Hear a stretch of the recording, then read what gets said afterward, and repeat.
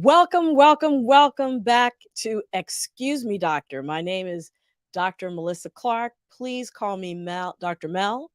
And I am just so delighted to be here with you all, my Be Health Empowered family, for another week of Excuse Me, Doctor. And you know, we're here doing this every week to make sure that you have the information that you need to make wise health decisions, not just for yourself, but for your family and even for your community. And so if you're joining us for the first time, please be sure to hit like on Facebook and subscribe, that red button if you're watching us on YouTube. We really, really appreciate you for all of that and for tuning in. And of course, I have to welcome my co-host, Mr. Wayne Bruce. Come on into the studio, Wayne. He brings us the word on the street, lets us know what you're talking about in the chat, and just overall keeps us on point. I mean, that was a long introduction, Dr. Mel. I feel honored. I'm not in these streets because I'm on, my backdrop for those of you who are watching on video and not listening on radio or podcasts. I actually have water behind me. So I'm not in these streets anymore. I moved up, right. Dr. Mel. You did. But you did. I still hear from the streets. Well, that is perfect, because tonight we have a special show. This is a special episode of Excuse Me, Doctor. We do this. I know, I'm excited. We do this once a month with the Howard University Research Centers in Minority Institutions Community Engagement Corps. That is a mouthful.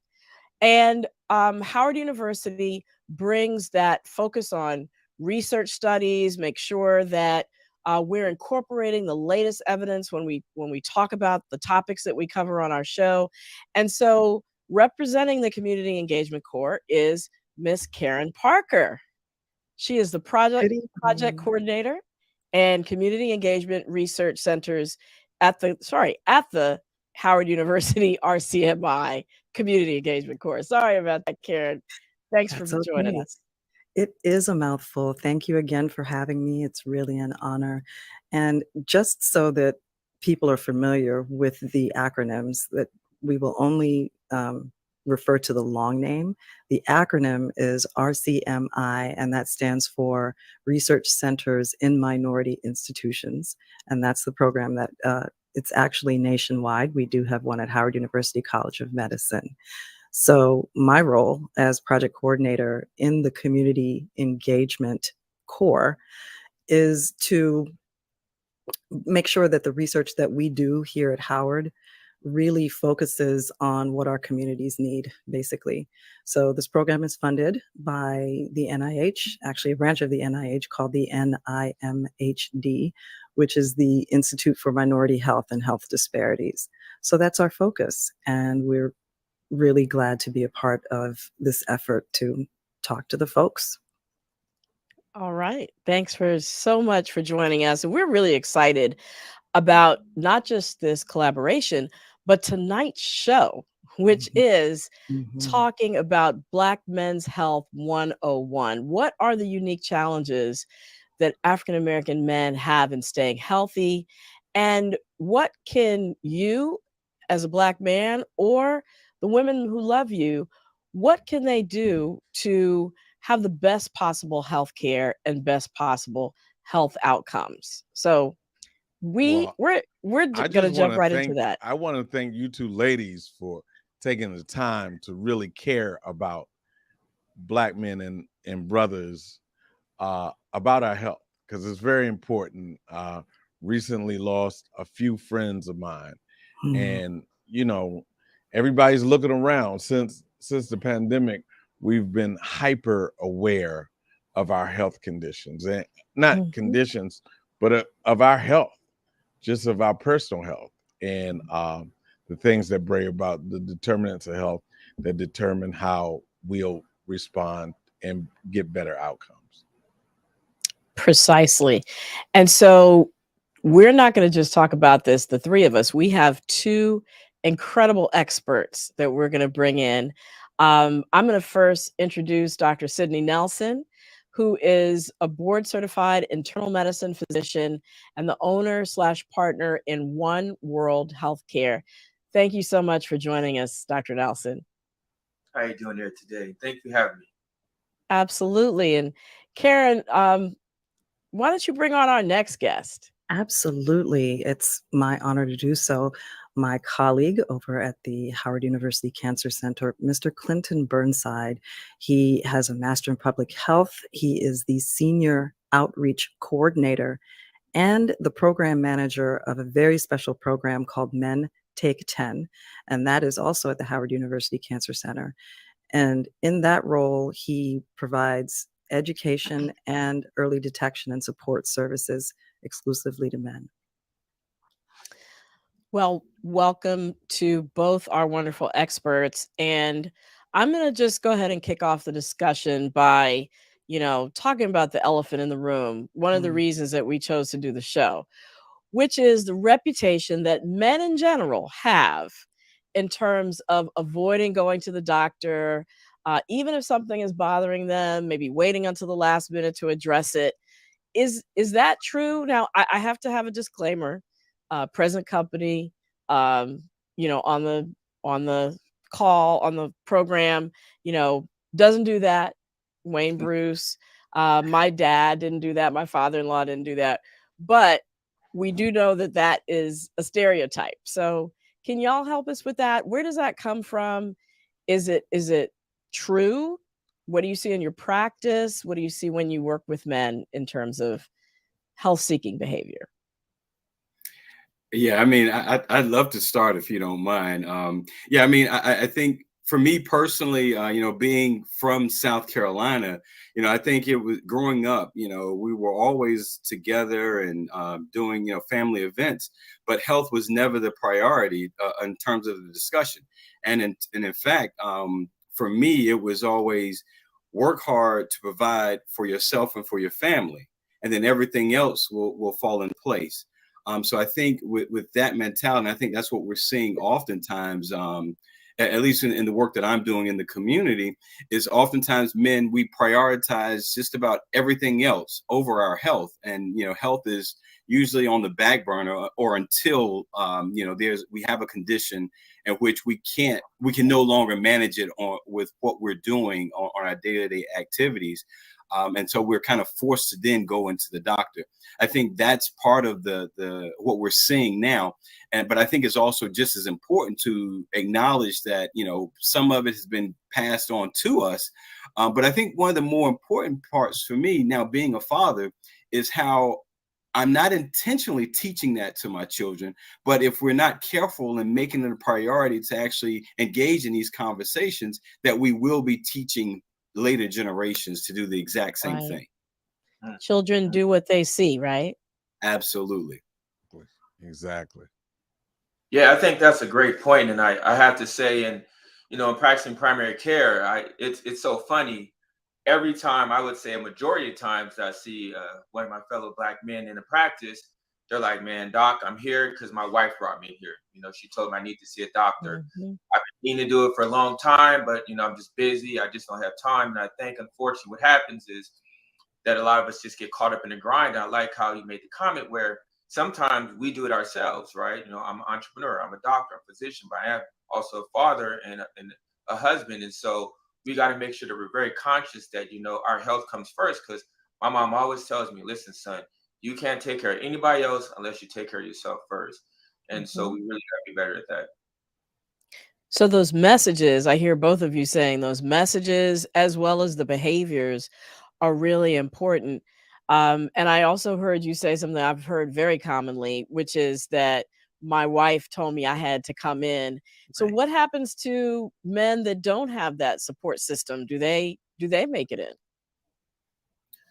I think many of them do, but one of the challenges is the resources that's available to them. I think that's what hinders a lot of men from coming in, going to see their doctor before a major problem occurs.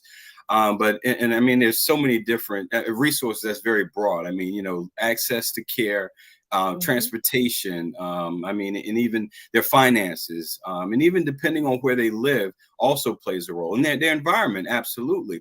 But for me personally, I also like to include it's the lack of knowledge, I think, with a lot of men. I mean, because I think for some people it's common knowledge that, if you want to know what's going on in your community, you can easily go online. But we find a lot of things online, but we shouldn't believe everything we find online. I mean, we should have a reputable source to get that information from. And I think that helping men to understand that, yes, you can get that information, but guiding them to where they can find adequate and accurate information about what they're going through, or what they may be going through or dealing with, and not to believe everything that they see online. And and again, as a Black man, I have nothing against the barbershops, but I don't think we get a lot of true medical advice from the barbershops, although that's oftentimes a huge source of our information.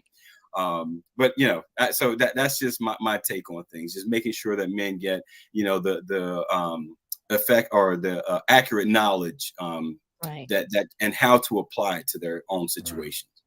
Yeah, and I think additionally we have to. There's a couple other factors in there. Just socioeconomics and disparities in medicine. There's a union there. Unfortunately, it's a union that's strong. We got to think.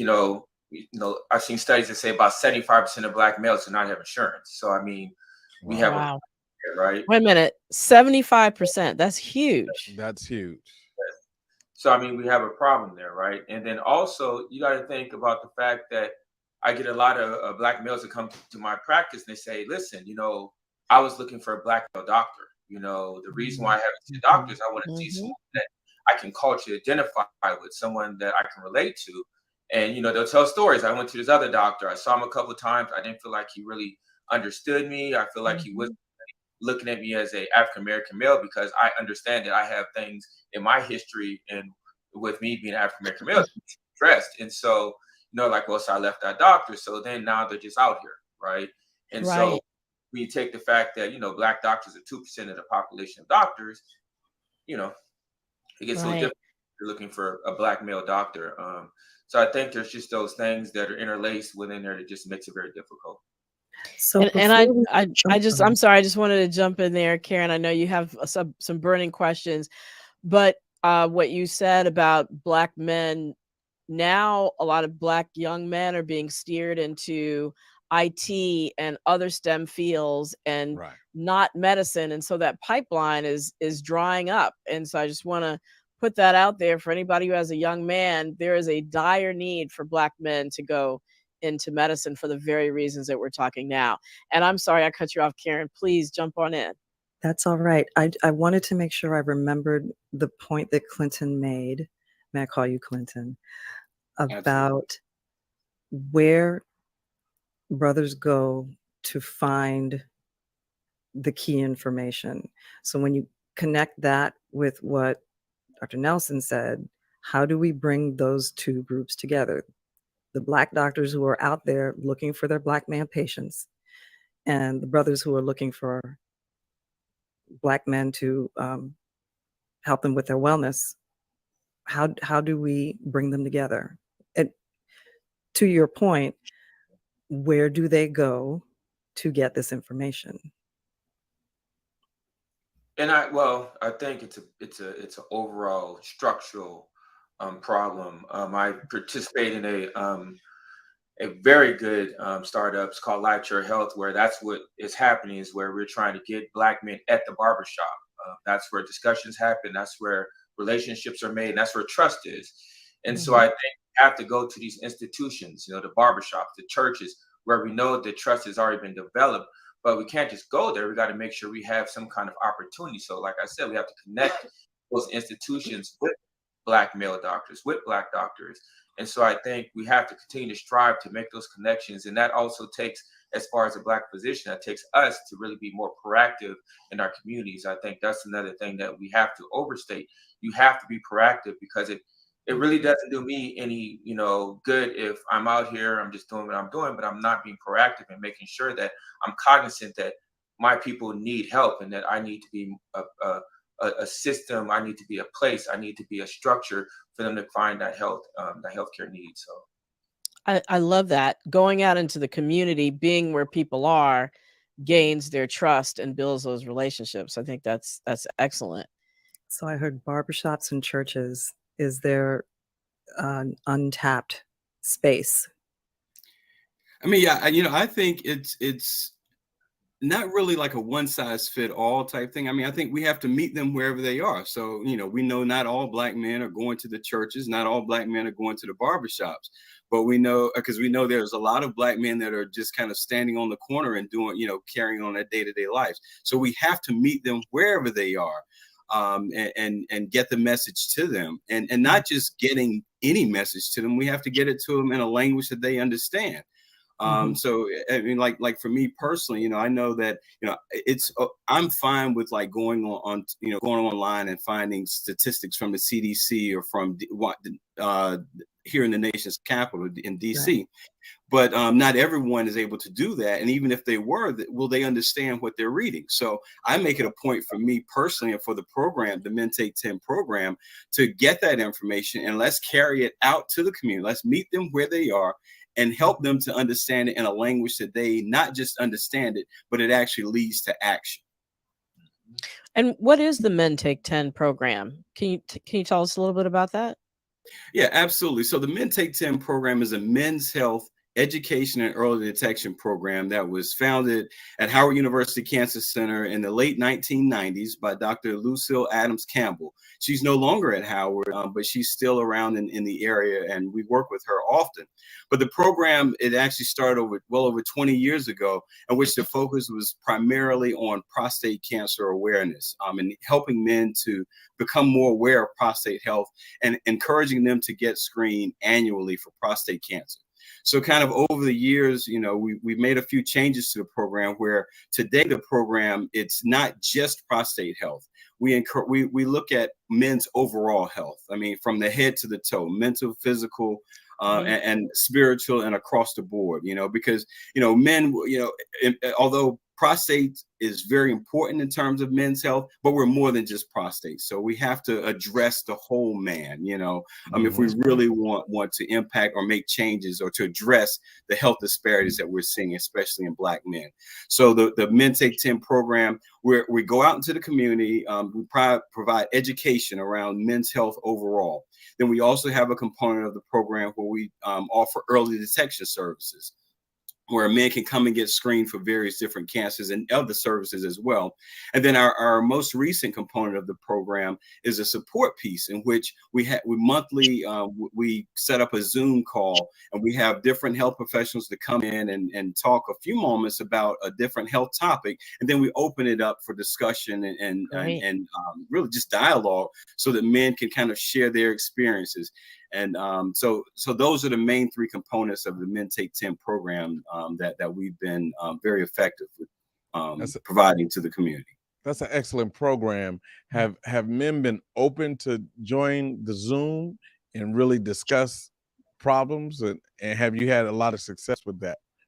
Oh, that's an excellent question. And just to be a little transparent here, I'll say, when we started the program or the support portion of the program in 2016, it was all in person.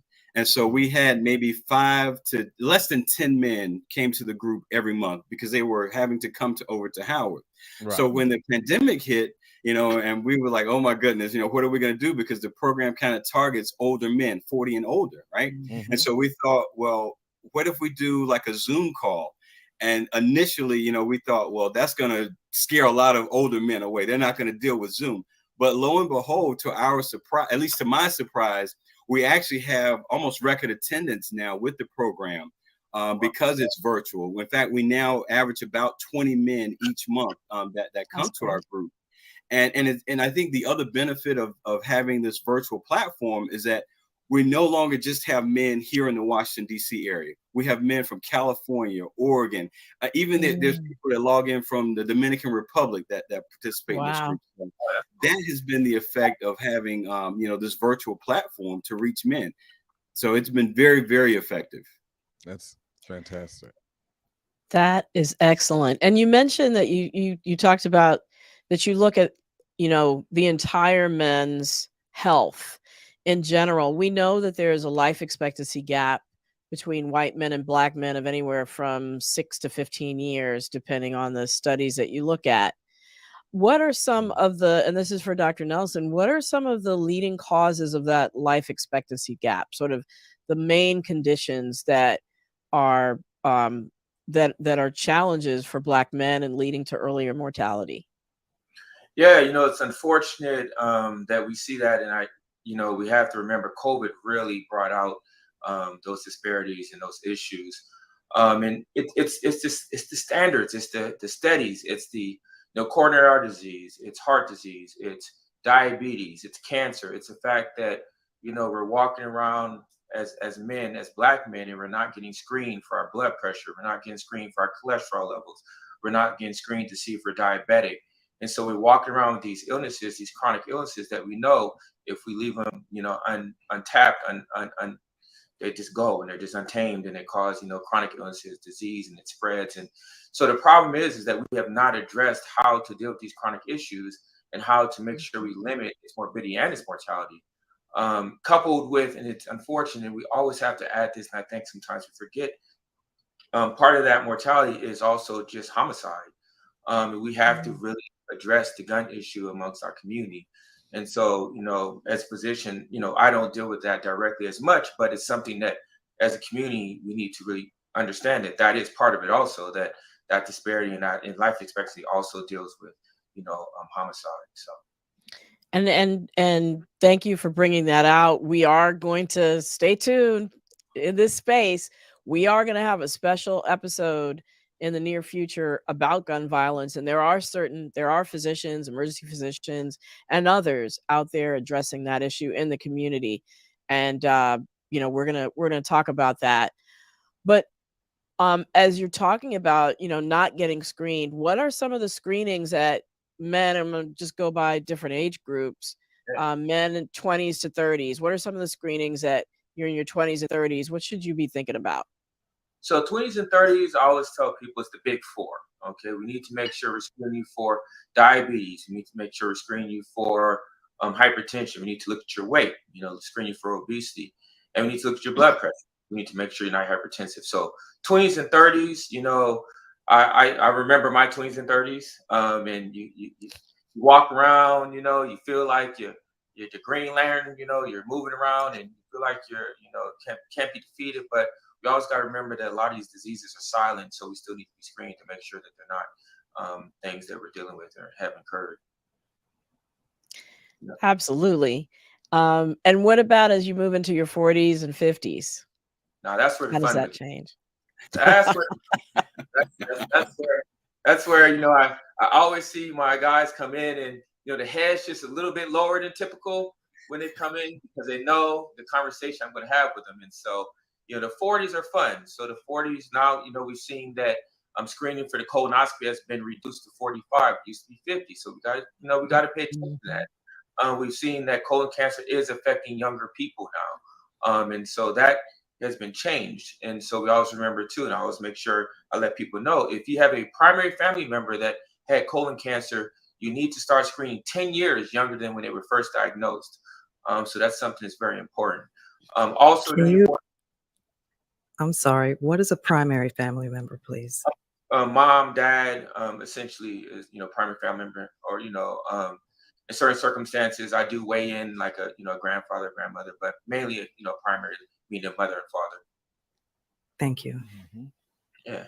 And so we have colon cancer. So the next thing is prostate cancer. So during the 40s, that's when we start doing screening for prostate cancer. Unfortunately, I have to say, literature is different for a lot of different people as far as when to screen, what to do, and how to screen. But for the most part, you want to be at least getting a PSA. That's a prostate-specific antigen. That's an antigen that's shown in patients with prostate cancer, although it can also be a marker for like an enlarged prostate. So you want to make sure you're seeing a doctor and getting specific answers once you get that test result back. So you should be having that in your 40s and your 50s. And you should be also getting a digital rectal exam. That's the one that everybody smiles about because they know what that means. And so typically you want to make sure that you're getting that performed by a physician. Urologists are, one of my go-tos for just screening, just because that's what they do.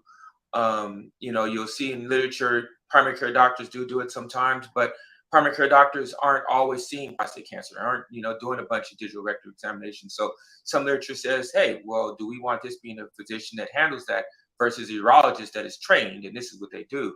When they feel the prostate, they're going to know specifically this is something that needs to be dealt with.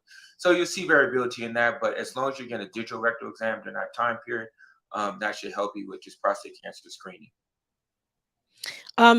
Clinton, do you see, in speaking about prostate cancer, since that's how your show, your program started off, in terms of whether primary care doctors are doing it or urologists are doing it, and how do you educate men on that piece?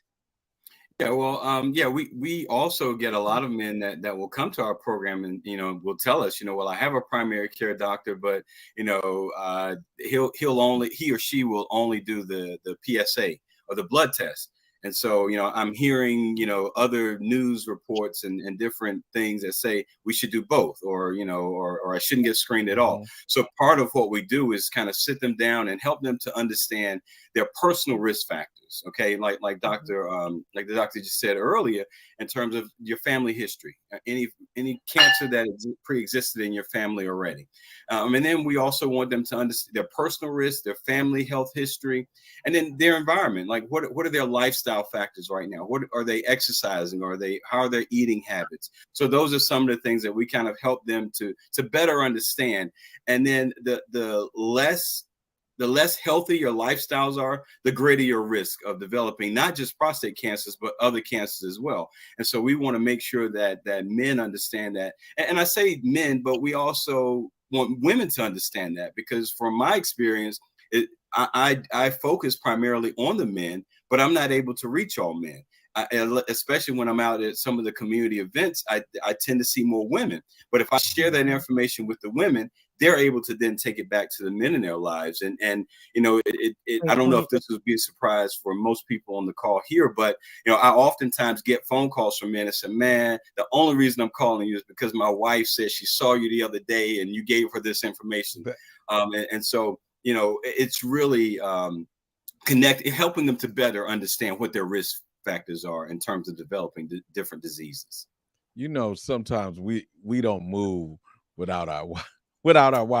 Actually, Absolutely. Our wives get us to move. So that's with anything. A lot of times men go to the doctor because something is wrong, because they're having problems either with their wife or girlfriend or something. And so they find it the impetus to go check on themselves. Are you specifically saying sexually they're having problems? Yeah. Yeah. Okay. Yeah. You gonna go get that checked out first. And that's true.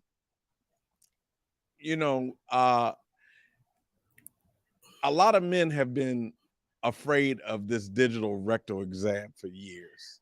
I mean, that's just, I heard brothers say, hey man, I'm gonna find a woman doctor with small hands or something like that. You hear anything, hear it all in the barbershop, and so that has shied men away for a number of years. But Dr. Nelson, there are other ways, to detect that, right? With the blood test, right? Yeah, and so the blood test, just remember though, it's kind of like a net, so you just kind of cast it out. So even though we're doing it, and if it's positive, yes, we're going to say, hey, you need to move forward. We need to examine this further as far as why is this positive. But just because it's negative doesn't mean per se that you don't have prostate cancer, or it's not starting or initiating in your body. So it's very it's one of those things where I always like to tell, I like pairing it up. I'll do the PSA, and typically I'll do for my younger 40s, I do the PSA, but by about 45, I'm like, listen, buddy, we've been doing this for a little bit.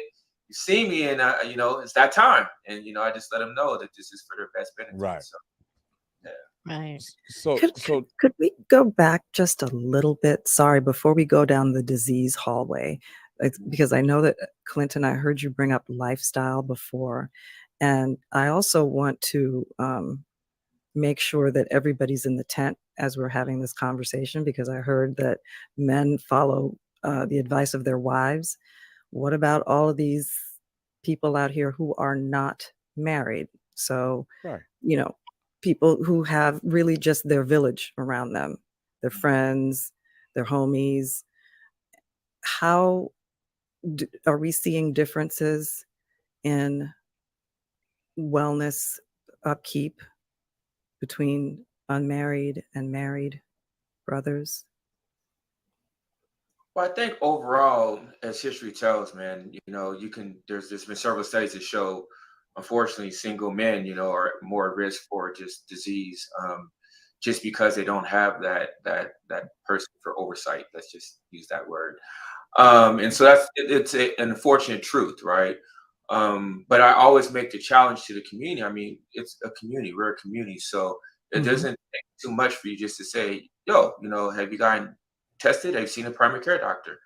Hey, I know you're dating that guy. I saw him the other day, man. He didn't look good. Has he seen a doctor? So I think we really got to go back to that community mentality where we kind of look out for each other and, give that advice, or, say, hey, your pops, how's he doing? He's always been there for me. I remember him when I was a kid. Have you been making sure he's getting his checkup? I think, we just have to be more intentional about just being more involved in our community and making sure that people are, checking in. Yeah, great Yeah, if I point. can just chime in a little, I one of my favorite sayings now is, we're better together. So if we're able to have those connections and those conversations with other brothers, whether they're married or single, I mean, just being, a black male in and of itself in fact, for me, that's the way I kind of start with a lot of conversations. Just, how you doing, brother? Are you going to see a doctor? Right. And I don't have to get in very detailed. It's just very general, and and I can do that with a complete stranger just in passing. And that may just plant a seed in their head. You know what? It has been a little while since I've gone to see someone. So, like you said, Dr. Nelson, there's so many different things that we can do. But I think, we have to meet them where they are and just Right. understand that we're better together. And understand that it's a really a community of people that not just straight men and married, the gay men who are Exactly. brothers and Exactly. our cousins and our community family also. Absolutely. Yes. We get into this box that we think is just one way, and check on your wife or your girlfriend, but everybody may or may not have a partner, even if they're straight or gay. It doesn't matter. That Right. we just have a community of checking on people. Mr. Burnside, I think that's incredible. And I think regardless of sexuality, social isolation, it Right. cuts across, all genders. It doesn't matter. Social isolation in and of itself is a risk factor for disease. Um, Depression and the association of poor mental health with physical disease and the onset of disease. So that connectivity that you mentioned is crucial for everyone. Um, Before we get away from it, we kind of stopped in the 40s and 50s. I wanted to also just throw out 60s and beyond. What should men in their 60s and beyond be thinking about in terms of preventive care, just to kind of round out that discussion? Yeah, interesting enough, you got to think at 60s and beyond, if you did your colonoscopy at 45 or 50, we're coming back around for that. So that's something to be aware of, that you will have that redo for that colonoscopy. You want to make sure you're getting your proper vaccines. Vaccines are also part of, health. Make sure you're getting your pneumonia vaccine at 65. And let's mention, make sure you get your shingles at 50, just to backtrack. And so we just want to make sure that we're keeping our cycle of health, keeping that cycle of preventive medicine as we just carry on. What about EKGs? Are there any roles for that, or fitness tests, stress tests, anything like that? So screening EKGs usually, we do around 35 just to make sure we have something that's baseline. But that changes depending on what kind of history that you have as far as family history. Do you have a mother or father that had heart disease young in life? And what risk factors do you have? Are you a smoker? Are you obese? Mhm. Do you have diabetes? Do you have hypertension? All these things may, when I see a person for a preventive exam, if I don't have the EKG at that time, I'll probably say, hey, listen, just because these risk factors, let's get a baseline EKG to see where you're at, just to make sure there's nothing there or nothing brewing. And so once we have that, then it's more so by symptoms and signs if we need to do any repeat testing. Right. And just so everybody knows, EKG is, it looks at the electrical activity in your heart, and it's one way that it's a really kind of a screening tool for heart conditions. We mentioned erectile dysfunction and earlier in terms of challenges. I think Wayne put challenges with women in the bedroom or something like that. But if you're having erectile dysfunction, that is actually a flag for heart condition. So in addition to the other risk factors you mentioned, Dr. Nelson, that I think we probably should throw that into the bucket Mhm. along with obesity and smoking and high cholesterol, and diabetes as being things that are indicative or risk factors for heart disease. Um, Karen, I know you had some questions lined up. Do I you? do. Well, just along this vein of conversation, and I understand that looking out for risk factors in upcoming disease is key. But since we've started the conversation talking about um, it might not be the best approach to only start looking for a provider if something is wrong, I'm interested to hear what our brothers can be doing to care for themselves, um, to maintain their wellness I say first throughout of all, their yeah, throughout their adulthood. Thanks. first and foremost, get a primary care doctor. I mean, if you Mhm. have insurance, you should be getting a preventive medicine exam every year. You pay for it, it's free, and that's how you get your testing, to see where you stand. But if that's not the case, I just being healthy. I think, unfortunately, we live in a society now where we're not as cognizant about just being healthy. Staying away from sodas. Just keep it basic. Stay away from sodas. Stay away from processed foods. Stay away from fried foods. Make sure you're active. A big thing that I really want to say here, and I hear this so much, is when I ask someone, "How active are you? Are you exercising?" And the first thing a lot of people say is, yeah, I walk, a mile or two every now and then. Walking is not cardio, okay? Walking is conditioning, okay? Walking is keeping your body conditioned. We need to get our heart rate up to 200 minus our age. So the next time, you're going to walk, if you have a Fitbit Okay. or anything like that, see where Mhm. your heart rate goes. You're not, for the most part, you're not going to get past about 110, 115, 120, right? And Mhm. depending on your age, you need to have a higher heart rate to get what's called cardio. And cardio is just going to help us with, lowering our cholesterol levels or lowering our blood sugars and things like that. So I always say walking is fine. I have nothing against walking. It's good conditioning. It's letting your body know you're alive. It's letting your joints know, hey, we still exist.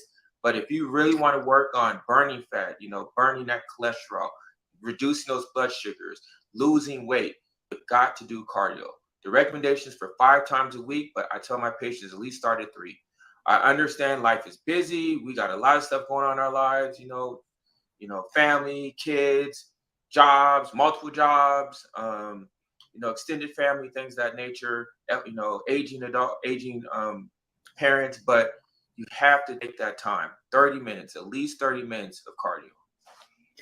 So Yeah, I'm and what going I tend to to add to yes. when I talk with a lot of patients is trying to find that partner, whether it's your spouse or that buddy. Just having some type of accountability also helps, and it goes a long way. Mm, Mhm. okay. Great point. Great point. Super helpful. Is there anything else? Well, one of the things I wanted to just make sure I got in was there was this incredible study that looked at Black men's DNA. And Mm.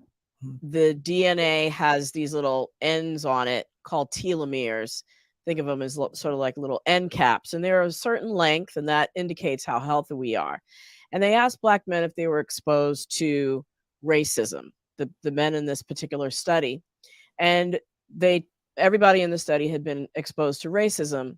And then they specifically looked at, did a psychological test. Did the Black men internalize and allow that exposure to racism to affect their self-image? And they found a really interesting thing. The Black men who allowed it to affect their self-image had shorter telomeres, which specifically translate to, higher rates of chronic disease and aging. They aged prematurely, in other words, and that was shown in their DNA. Versus those people who did not internalize and allow racism to affect their self-image had normal sized telomeres for their age. They were not aging prematurely. And so, that study really highlights for me the impact, A, of racism on our health, but B, resilience. How can we foster resilience and we're specifically talking about Black men. How do we build that resilience to ensure that our self-image is not affected because by all the negativity that we might be exposed to, because that directly does affect how fast we age and directly correlate with our health. One word, community. I mean, I think it goes full circle back to what we were talking about earlier. It's just community, being a part of each other's lives, acknowledging each other, speaking to each other, interacting with each other. I think, unfortunately, the way we've gone with technology is that we kind of have diverged from that. And I think we just need to become more centric. And so I also, social media, just to add to it, I think what we have to realize is what we watch affects us.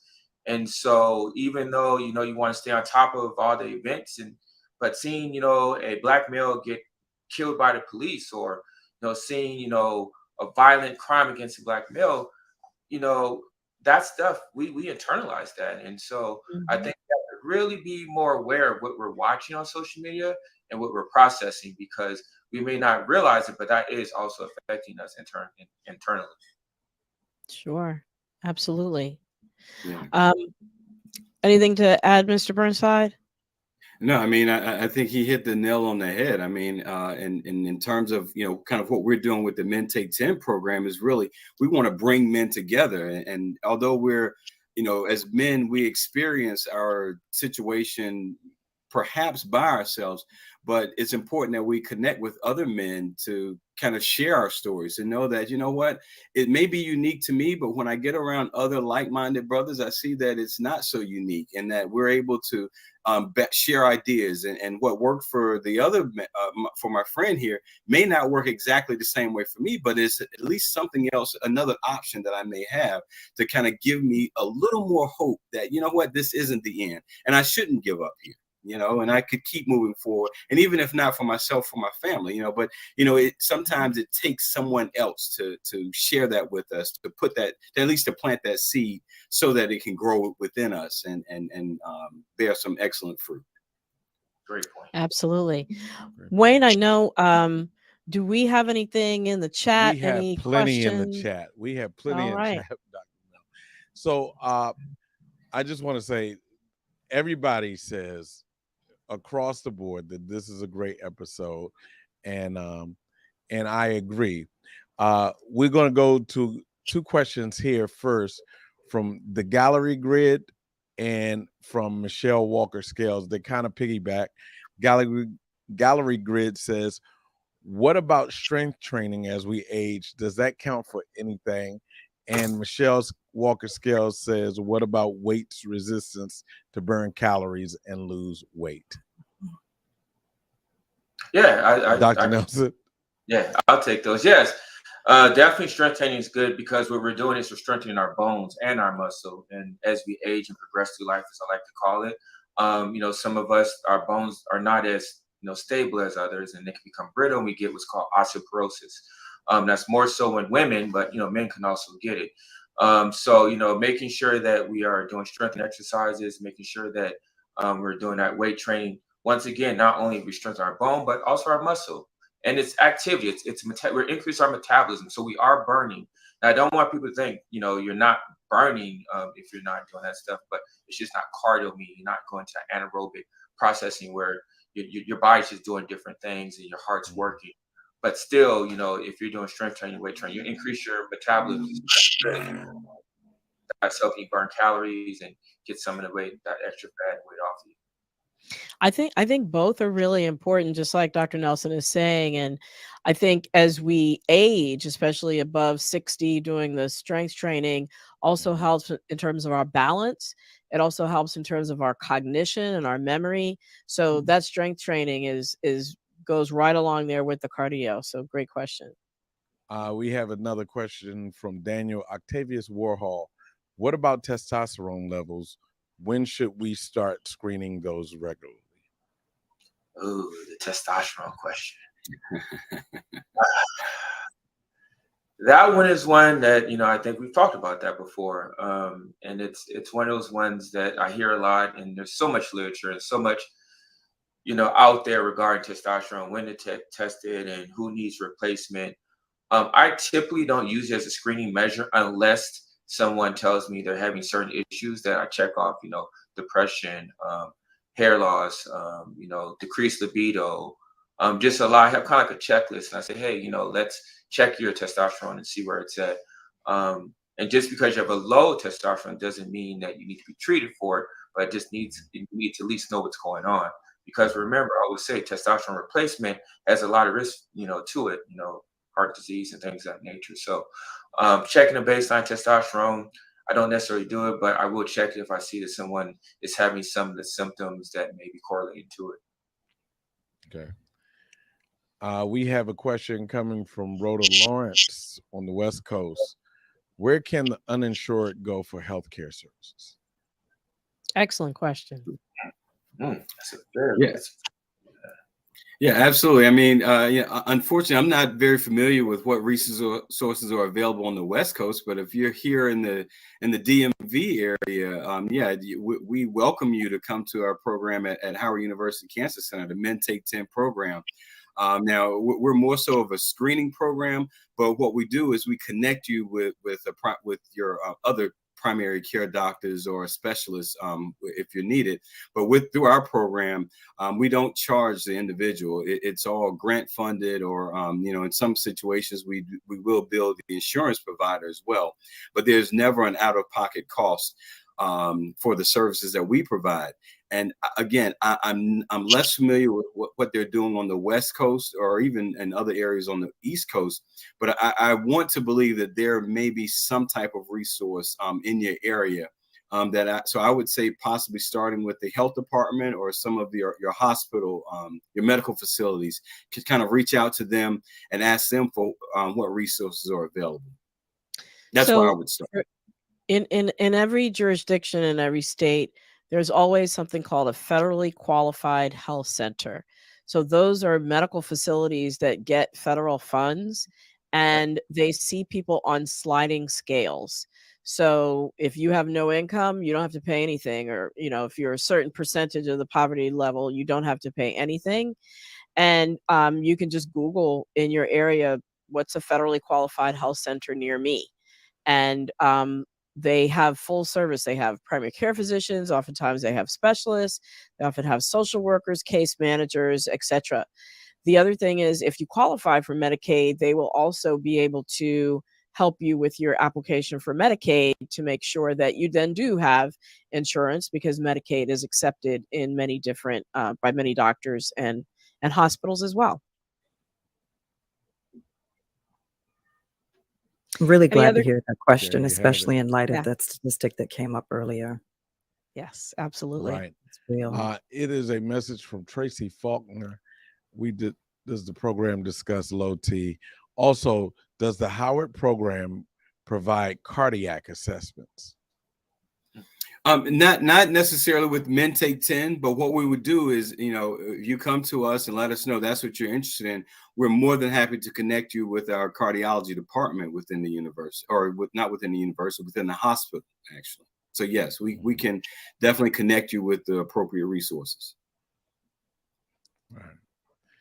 We have a comment from a good friend of the show, Dr. Richard Goodjoin, singular. It says, brothers need to encourage each other to seek health care and self-care at all ages. Yep. Excellent Agreed. point. Yep. Yes. We have a question for Dr. MEL. What should you be asking the doctor after the physical, Dr. MEL? Well, I talk about the 5 questions you should never leave your doctor's office without getting answered. The first one is, if you're just there for a preventive physical, this isn't as pertinent, but what's wrong with me? And if you have a specific complaint, and they don't have the exact answer, ask them, what are the top 3 things that could be wrong with me, and what are you going to do to either rule them in or rule it out? The next thing is, what is the treatment? Because you need to know what are you going to do for me? And basically, if it's a medication, how long is it going to take to kick in? Because you don't want to assume everything works like a Tylenol, right? You want to make sure that, for example, the treatment for depression can take 2 weeks to kick in. You don't want to take it one time and nothing happens and you assume, oh, this is ineffective, I'm not going to take it anymore. The next thing is, what are the next steps? So when I leave here, what should I do? Who should I follow up with? What are the next things that I should be doing? And then the last question is, what do I need to do? What do I need to do for myself at home? Now that's different than the previous one, which is basically, who do I see next? What are the next appointments, etc. What I should be doing for myself at home, realize that 80% of how well we do in terms of our health is determined by things that happen outside the doctor's office. So those things that you do for yourself at home are crucial. So should I be exercising, just like Dr. Nelson talked about? What should I be eating? If I have diabetes, how often should I be checking my blood sugar, etc.? So you want to know, what should I be doing in terms of self-care if I have a particular condition or if I just want to stay well. So those are the 5 questions you should never leave your doctor's office without getting answered. It's incredible. And if I can just add to that a little bit, kind of what we do with our Men Take 10 program is know your numbers.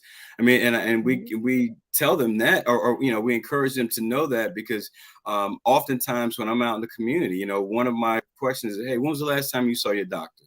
Oh, I saw him just last month. Well, what did he tell you? Everything was okay.